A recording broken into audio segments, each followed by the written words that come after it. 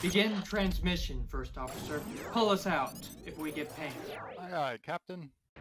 I bet many of you who are watching this, or have been watching us, are wondering why I have this pine in my tricorn. This pine, yes, this pine branch. I'll tell you why. What many don't know is that this pine branch is one of the most important symbols of the American Revolution, and it has largely been forgotten. Before the raised fist, before the red flag of communists and Marxists and socialists alike, before the hammer and sickle, before any other symbols of revolution that may have been conjured in the history of humanity, it was this pine. And there's a story behind it. The pine was based on a white tree pine in New Hampshire that was as tall as an 8-story building. That pine tree became a beacon of remembrance of a pine tree revolt that I'm pretty sure a lot of you are familiar with from Ken Burns' documentary that was just recently released like a month ago or two weeks ago, and it was based on that pine, where the beginnings of revolt against the crown's authority and a realization that the crown didn't have as much authority nor the power it had, and that they can be defied, they can be resisted, truly materialized. The symbol carried on in many different instances, such as during the early months of the revolution in '75. One specific event in May I will be focusing on, which was called Thompson's War.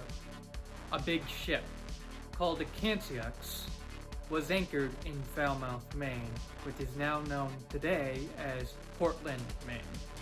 It was anchored there to help prevent patriots from enforcing Congress's now boycott of British goods coming into America.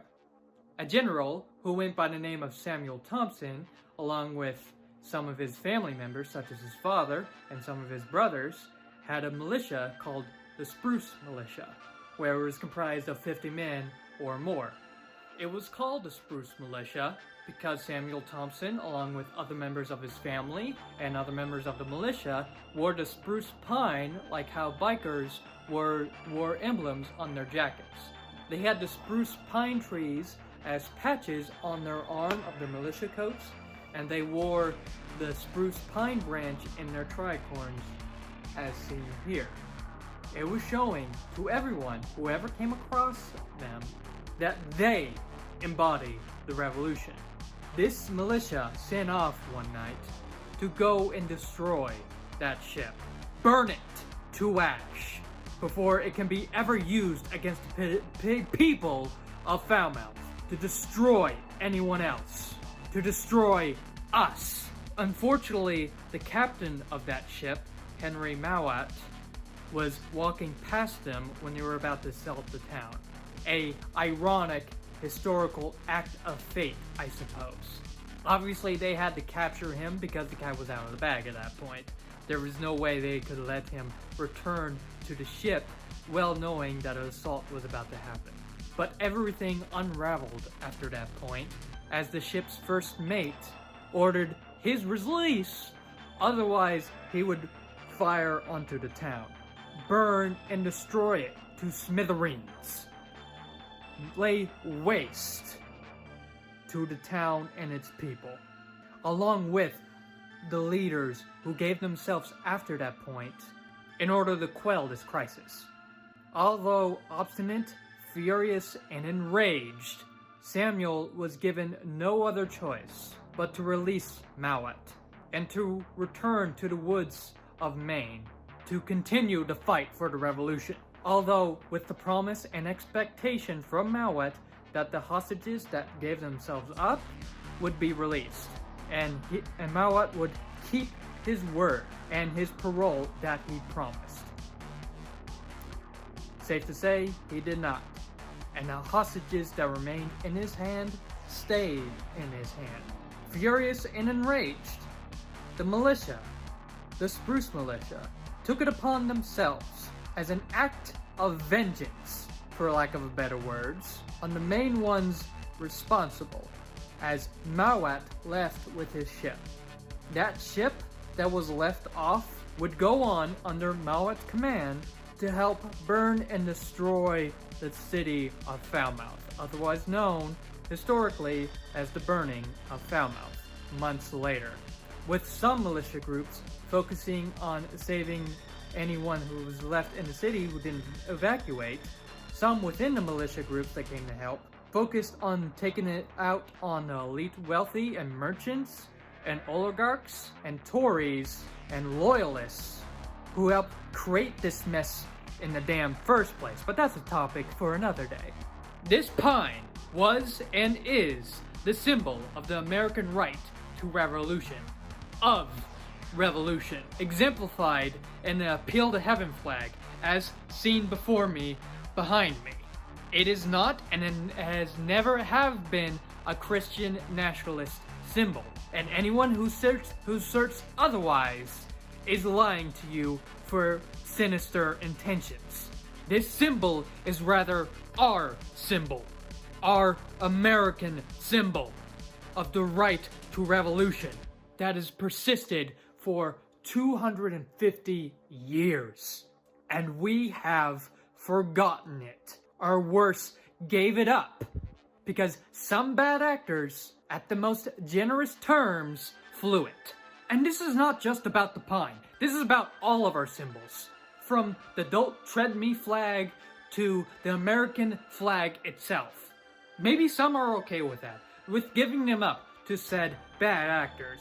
But doesn't that say a whole lot more about them if they're willing to cede such of our American symbols to such bad actors? And to what end? To what end? You think the American people at large won't notice? Or haven't noticed such disregard?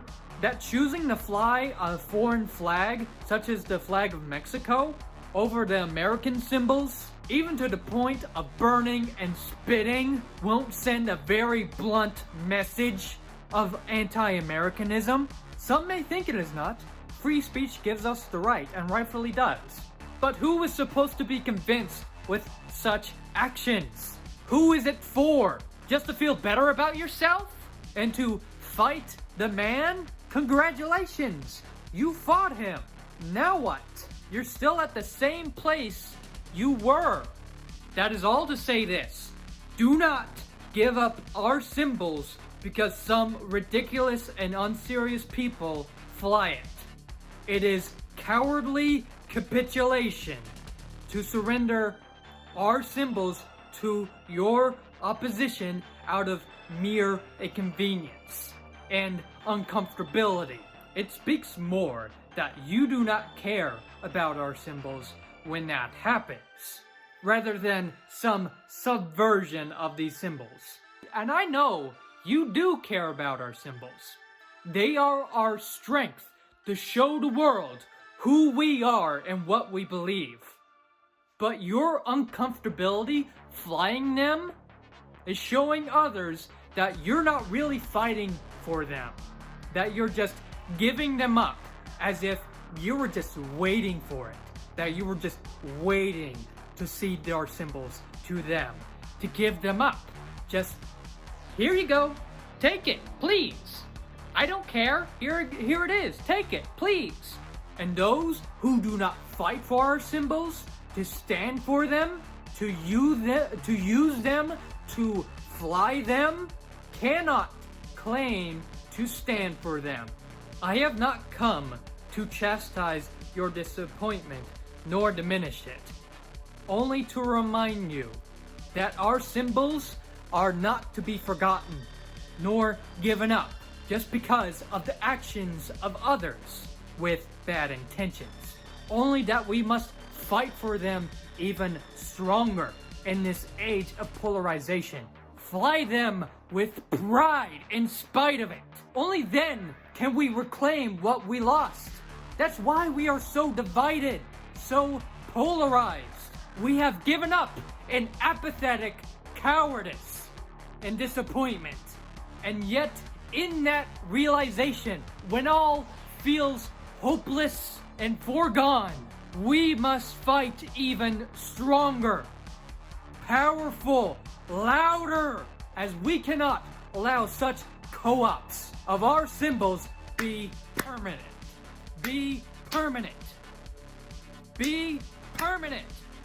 Permanence is forever, and we cannot allow that. Otherwise, what will that say about us, about you? End transmission.